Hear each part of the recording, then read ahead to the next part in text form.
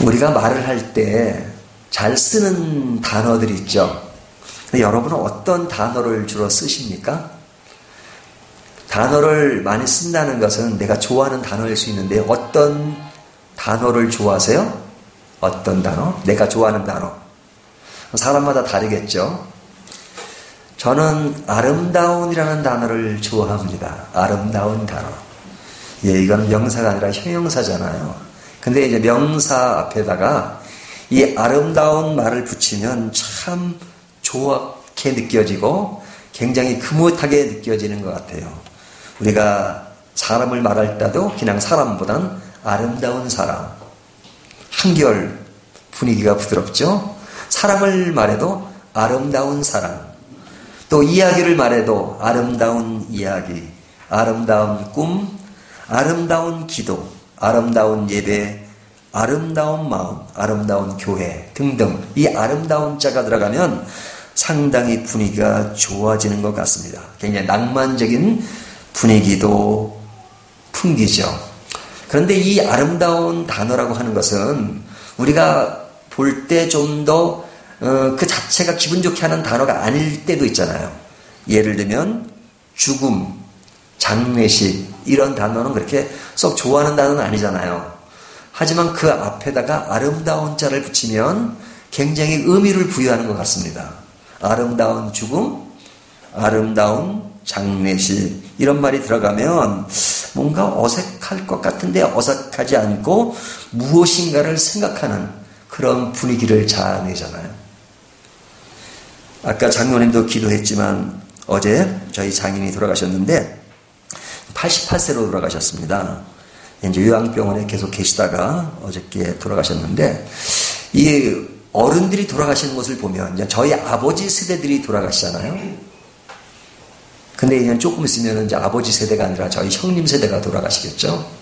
그리고 이제 형님 세대가 가면 뭐 또 이제 저희 세대, 제가 이제 61이니까 이제 제 때가 이제 또 하나님 나라 갈 때가 있겠죠. 근데 이 죽음에 대해서 나는 어떤 평가를 받게 될까? 아름다운 죽음일까? 아니면 애석한 죽음일까? 아니면 당연한 죽음일까? 우리가 죽고 나면 우리를 평하겠죠. 근데 어떤 평가보다도 이 아름다운 죽음이라고 평가될 수 있다면 얼마나 좋을까라는 생각을 합니다.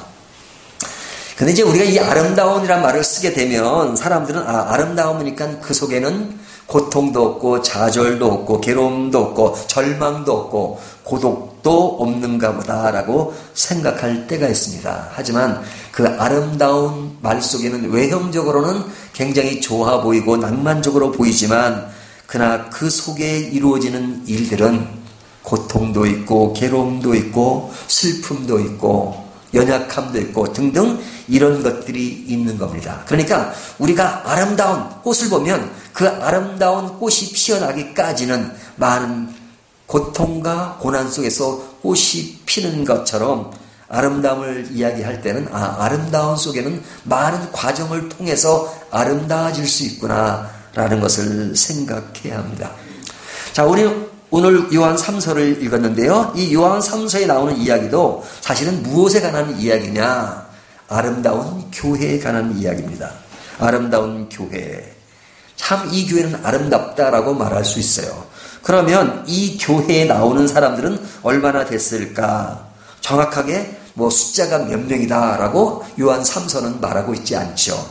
하지만 당시 상황으로 볼 때는 교회들이 다 작은 교회였어요. 작은 교회였고 적은 교회였어요. 왜냐면 로마 교회면 로마 교회, 고린도 교회 이런 것이 큰 교회로 하나로 있었던 것이 아니고 가정 단위로 이렇게 교회가 모여 있는 것인데 그 전체를 가지고 로마에 있으면 로마 교회, 또 고린도에 있으면 고린도 교회 그렇게 불렸으니까 이 요한 3서에 나오는 이 교회들도 작은 교회였을 겁니다. 그래서 그 교회가 얼마나 크고 또 어떤 성도가 있었는지는 모르지만 그러나 요한 3서가 어떤 교인이 있었다라고 딱 명확하게 그 이름을 제시하는 몇 사람이 있었단 말이죠. 그 사람이 누구였죠? 가이오죠. 가이오. 우리가 요한 3서 1절에 보면 장로인 나는 사랑하는 가이오 하니까 가이오가 나오죠. 그 다음에 오늘 본문에 나오는 인물 디오드레베라는 사람이 나오죠. 9절에 보면 내가 두어 자를 교회에 썼으나 그들 중에 으뜸되기를 좋아하는 디오드레베가 우리를 맞아들이지 아니하니. 그러니까 디오드레베가 나옵니다. 그리고 어떤 자가 나오죠? 12절에 보면 데메드리오라는 사람이 나오잖아요. 그러니까 거기에 이 사람들보다 더 많은 숫자가 있었겠지만 그러나 분명한 사람, 세 사람은 분명하죠. 가이오, 디오드레베, 데메드리오, 이 사람들은 분명하단 말이죠. 물론 15절에 오면 평강이 내게 있을지어다 여러 친구가 내게 문안하느니라. 여러 친구를 말한 거면 거기 다른 교인들도 있었겠죠.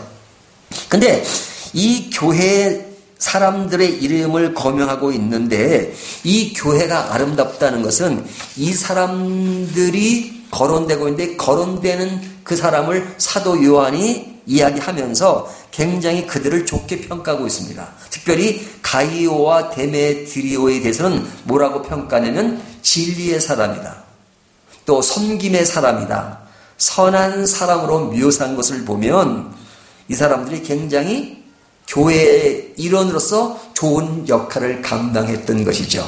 근데 어떤 역할을 감당했냐면 그 당시에 그 순회 목회자들이 많았습니다. 그러니까 교회가 작으니까 그 교회 전담 목회자가 없었고 이 순회 목회자들이 그것을 다니면서 복음을 전했단 말이죠. 그러면 이런 순회 목회자가 오면 이 가이오나 데메드리오라는 사람이 그들을 잘 대접하고 맞아들여서 그들이 전하는 복음의 말씀을 잘 듣고 그리고 아름답게 교회를 꾸려가는 것을 보고 사도 요한은 칭찬을 하고 있잖아요.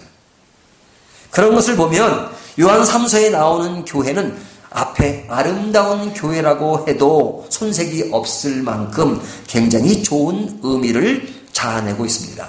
아름다운 교회입니다. 자, 근데 조금 전에 말씀드렸던 것처럼 우리가 아름답다는 말을 쓸 때는 진짜 속에는 모든 문제가 없어서 아름다움이 있다라고 말하는 것이 아니라 아름다움은 있지만 그 속에 문제가 있는 거죠. 그러니까 이 교회를 아름답다라고 말하지만 이 교회에 문제가 없는 것이 아니라 내용을 읽어보면 이 교회도 그 아름다운 교회 안에 어떤 문제가 도사리고 있었단 말이죠. 그게 뭐냐? 그것이 이제 오늘 본문의 내용입니다. 9절을 보십시오. 내가 두어 자를 교회에 썼으나 그들 중에 으뜸되기를 좋아하는 디오드레베가 그러죠. 자, 여기 디오드레베라고 하는 사람은 지금 앞에 가이오와 데메드리오와는 달리 안 좋은 모습을 보이고 있었어요. 그러니까 사도 요한은 그 디오드레베를 이야기하면서 그는 건전하지 못한 사람, 건강한 사람으로 묘사하고 있지 않습니다. 그러니까 다시 말하면 오늘 설교 제목처럼 역행의 사람으로 묘사되고 있단 말이죠. 아름다운 사람이 아니라 아름다움을 반대로 가고 있는 역행의 사람. 이것이 디오드레베였어요. 그러니까 이 요한 3서가 전체적으로 흐름으로는 아름답지만 그 속에 이루어지는 일 가운데는 이 디오드레베가 있어서 교회에 어떤 문제를 일으키고 있는 것을 볼 수 있어요. 그러니까 아름다움은 있지만 그 속에 그 어려움 속에서 피어나는 아름다움이니까 그 속에 이루어지는 그 일들을 깊이 보면 그것에만 초점을 둬서 보면 그 교회가 안고 있는 어려움이 이 디오드레베를 통해서 일어난다는 것을 볼 수 있죠. 그래서 이 사람이 있어도 아름다운 교회를 유지하기 위해서 지금 그 속에 문제가 있는 것을 사도 요한은 문제를 풀어야 돼요. 그래야지만 계속해서 아름다운 교회로 유지될 수가 있어요. 그 문제를 풀지 않으면 아름다운 교회였다가 진짜 엉망진창 교회가 될 수 있죠. 그 문제를 풀지 않으면. 그래서 사도 요한은 그 아름다운 교회로 계속 지속되게 하기 위해서 그 속에 있는 문제를 지금 하나하나 개선해 나가기 위해서 지금 요한 3서를 쓴 겁니다. 자, 그러면 요한 3서에 나타나는 그 문제가 뭐냐? 구절을 다시 읽습니다. 내가 두어 자를 교회에 썼으나 하라고 말하죠. 그러니까 이것을 쓴 것은 지금 사도 요한이 그 아름다움을 지속하기 위해서 편지를 썼다는 이야기입니다. 편지를 써서 그 사람들, 순회 목회자를 잘 받아들인 것은 칭찬하지만 그러지 않는 모습, 또 잘못하고 있는 모습을 개선하기 위해서 편지를 쓴 것이에요. 그러니까 편지를 썼다는 것은 사도로서 권면을 했다는 얘기죠. 권면. 그러니까 우리가 잘못하고 어려움이 있을 때 권면하고 권면을 받는 일을 두려워해서는 안 됩니다. 우리가 이제 교회가 좋을 때는요, 어떤 말씀이든지 잘 받아들여요. 하지만 싸우는 교회를 가면요, 아무리 좋은 말씀을 드려도 잘 안 받아들입니다. 그리고 조금 이것이 나에게 하는 말 같다 그러면 하는 말들이 있죠. 저 설교는 나를 때린다 그러죠. 할 때 우리나라 사람들이 잘 말하는 것 중에 하나가 뭐냐면, 설교 잘하는 목사님은 설교를 잘 쪼갠다 그래요. 예? 설교 잘하면 쪼갠다 그리고 설교가 좀 안 좋고 그러면 설교가 때린다 그래요. 쪼개든지 때리든지 해. 예? 때린다는 것은 별로 안 좋은 표현으로 쓰잖아요. 하지만 여러분, 때리는 걸 너무 두려워해서 안 돼요. 성경 자체가 때리는 거예요. 근데 이제 권면으로 아름답게, 또 부드러운 어조로 때릴 때가 있고, 권면할 때도 있고, 위로할 때도 있고, 하지만 야단칠 때 있잖아요. 사도 바울이 사실은 상당히 유한 면을 드러냅니다. 하지만 어떨 때는 굉장히 강하죠. 갈라디아서에 편지를 보낸 거면, 내가 전한 복음 외에 다른 복음을 전하면 천사라도 저주를 받을 것이다. 뭐 이런 말을 하잖아요. 무섭잖아요. 고린도후서 제일 마지막에 뭐로 끝난 줄 아십니까? 저주받을지어다 이렇게 끝나요. 제가 한 번도 그런 말 쓴 적이 없죠. 그거 보면 사도 바울이 엄청 강하잖아요. 근데 항상 그러면 문제가 되죠. 하지만 진짜 복음의 문제를 왜곡시키고 그 단계를 밟아가지 않으면 문제가 풀어지지 않는 위기의식을 깰 때 사도 바울은 강한 어조로 말을 한 거예요. 왜? 아름다움을 유지하기 위해서. 그러니까 우리가 때에 따라는 어떤 권면, 이것을 두려워할 필요가 없어요. 받아들여야지만 우리의 신앙이 자랄 수 있습니다. 자, 근데 이 교회가 있는 그 안에 있는 문제가 뭐였냐면, 이 디오드레베라는 사람이 문제의 사람이었는데, 그 문제는 요한의 말씀을 받아들이지 않았어요. 잘 받아들이지 않았어요. 그래서 받아들이지 않는 그 사람에 대해서 그 사람의 문제가 뭐냐 하는 것을 사도 요한이 지적하고 있는 겁니다. 그 지적의 첫 번째가 뭐냐면, 다시 9절 보면요. 내가 두어 자를 교회에 썼으나 그들 중에 으뜸되기를 좋아하는 디오드레베래요. 으뜸되기를 좋아하는 디오드레베. 그러니까 여기 디오드레베는 어떤 자예요? 으뜸되기를 좋아하는 사람이다. 으뜸되기를 좋아해요.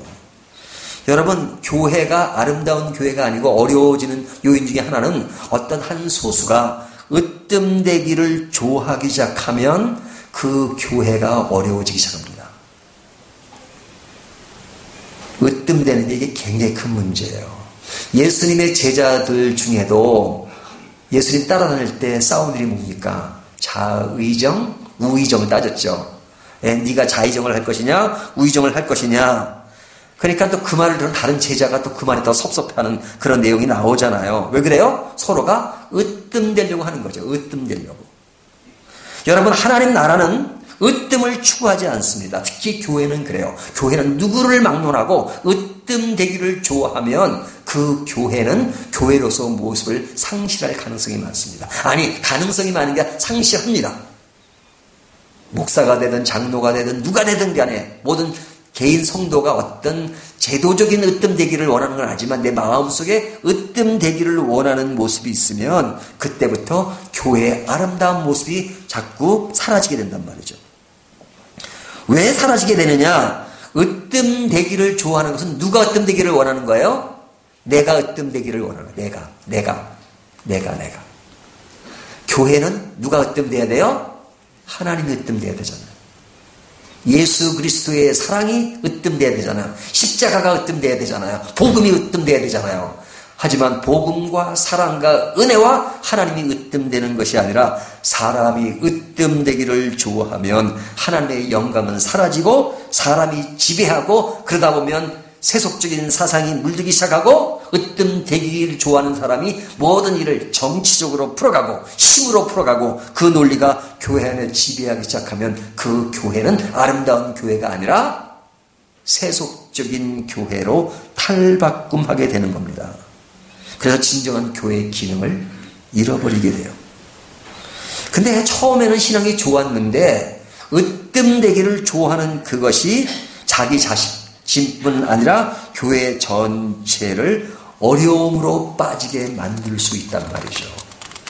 그러니까 오늘 우리가 요한 3서를 통해서 과연 이런 말씀을 들을 때마다 우리가 개인적으로 적용할 때 과연 나는 낮아지고 섬기는 그런 자가 아니라 으뜸되려고 하는 그런 생각이 있는가? 무의식적이든 의식적이든.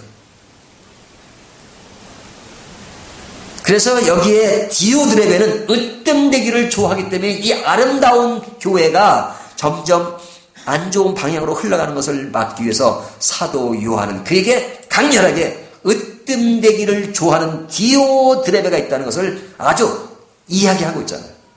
노골적으로. 그래서 그 이야기를 몇천 년 전에 이루어진 사건을 우리가 알고 있어요. 그러면 그가 으뜸되고자 하는 모습은 무엇이었냐? 아까도 이야기했던 것처럼 그 당시는 전도 순회자가 있었는데 그 전도 순회자를 가이오나 여기 뒤에 나온 데메디오는 잘 받아들였는데 이 디오드레베는 그 사람들을 잘 안 받아들였어요. 오는 걸 막았어요. 왜 막았죠? 순회 전도자가 오는 것을 받아들이고 그들이 마음껏 복음을 전할 수 있도록 해야 되는데 왜 그렇게 못하게 만들었을까요? 그것은 자기가 으뜸되고자 하기 때문에 그래요. 그 사람을 통해서 그 사람이 으뜸되는 것이 아니라 내가 으뜸되는 것을 지키자고 할 때 그때 자기보다 으뜸될 가능성이 있는 사람을 다 배제해버려요. 그러니까 이게 자기 자신을 높이려고 하면 사람이 자꾸 정치적이 돼요. 정치적. 여러분 교회 안에 가장 무서운 것이 뭔지 아십니까? 정치적이 되는 거예요. 정치는 있죠. 어디나. 하지만 정치적이 되면 안 돼요. 정책이 뭡니까? 내가 내 힘을 키우겠다는 거예요. 힘을 키워서 그 힘을 진행하기 위해서 어떤 힘의 집단을 만들고 그래서 그 집단들끼리 또 마주치고 그러면 싸움이 되는 거잖아요. 분열이 되는 거잖아요.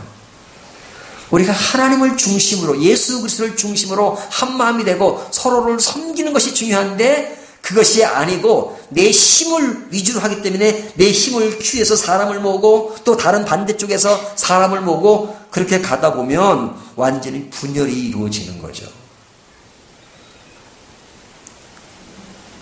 그래서 으뜸되고자 하는 마음이 있으면 나 아닌 나가 힘을 발휘한다고 생각하면 자꾸만 그것을 막으려고 하고 짓밟으려고 하고 그리고 내가 그 자리를 지키려고 한단 말이죠. 이것이 세상 논리잖아요.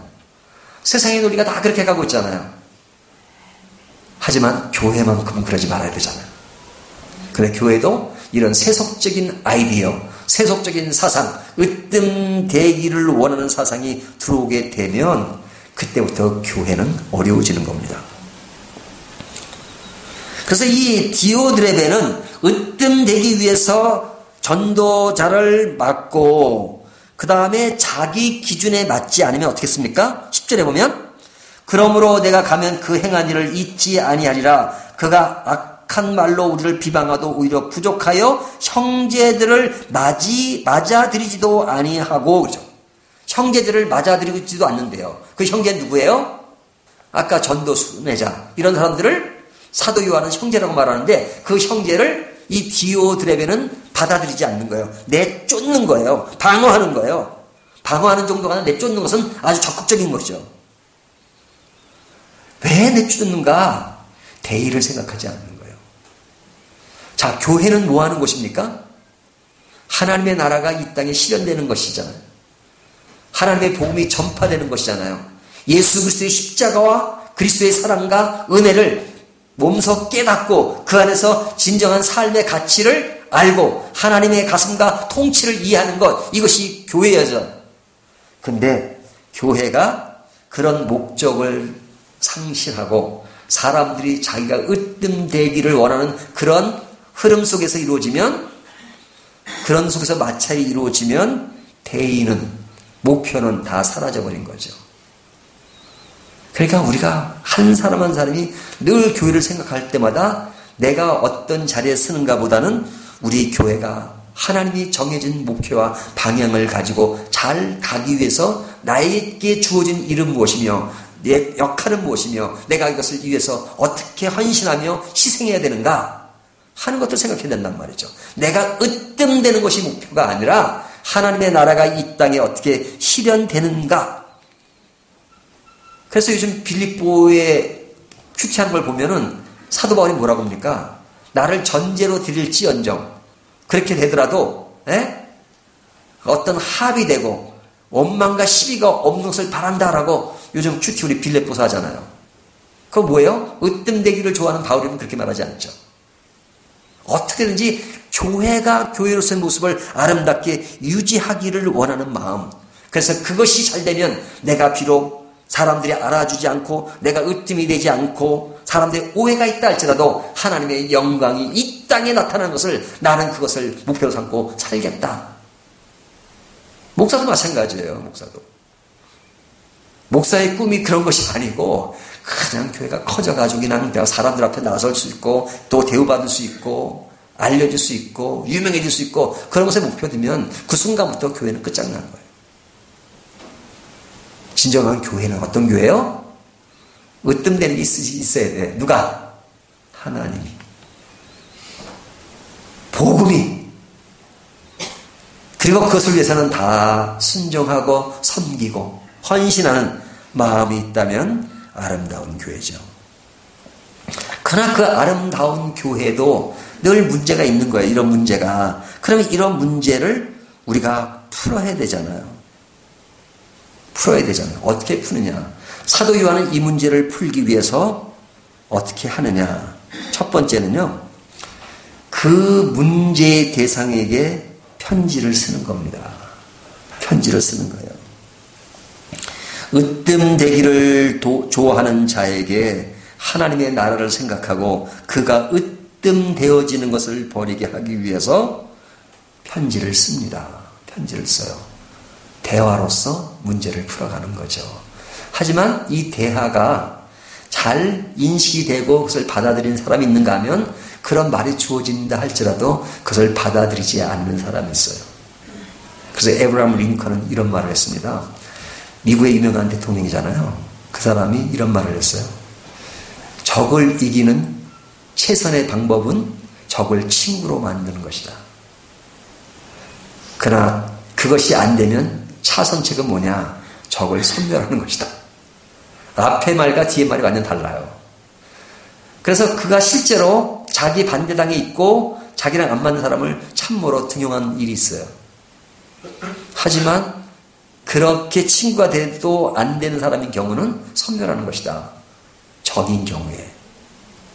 근데 우리가 하나님의 원리도 마찬가지입니다. 우리가 교회가 모든 사람들을 다 받아들이고 포용하는 것이 교회입니다.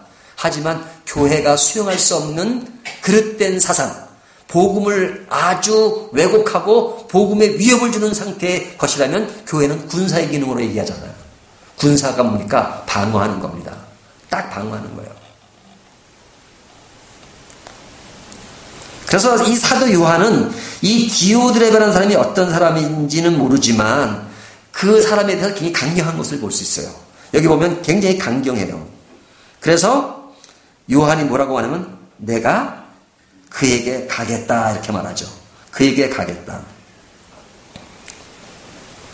그에게 가겠다는 말을 쫙 합니다. 그러면 가겠다는 말은 뭐예요? 사도 요한이 그 당시에 전체를 그 커버하는 그런 위치에 있었는데 그 작은 교회가 내가 실제 가서 그를 만나겠다는 거죠. 그리고 그가 행한 일을 잊지 아니하겠다. 그가 행한 일을 잊지 않겠다. 그리고 그 행동이 수정되지 않으면 그가 하나님을 뵙지 못할 것이다. 이렇게 말하잖아요. 무섭죠? 어떨 때는. 되게 무섭잖아요. 그 왜 이런 무서운 말을 하는가? 오늘날 말하면 아이고 또 사도 요한이 때리는 설교를 하고 있구나. 그렇게 말하는 건지 모르겠어요. 하지만 아름다운 교회를 유지하기 위해서, 아름다운 교회를 유지하기 위해서, 아름다운 교회의 모습은 사랑과 배려와 격려와 위로와 껴안는 것이 중요합니다. 하지만 껴안는 것, 위로하는 것, 이것이 사랑의 문제라면 그것이 진리를 왜곡하면서 사랑이 되어지는 것이 아니라 우리가 요한 2서에서 계속 다뤘던 것처럼 진리의 근거 위에서, 진리의 기초 위에서 사랑이 이루어지는 거예요. 이 균형이 필요하죠. 그래서 그 균형의 실제를 사도 요한은 보여주고 있는 거예요. 누구에게? 디오드레에게.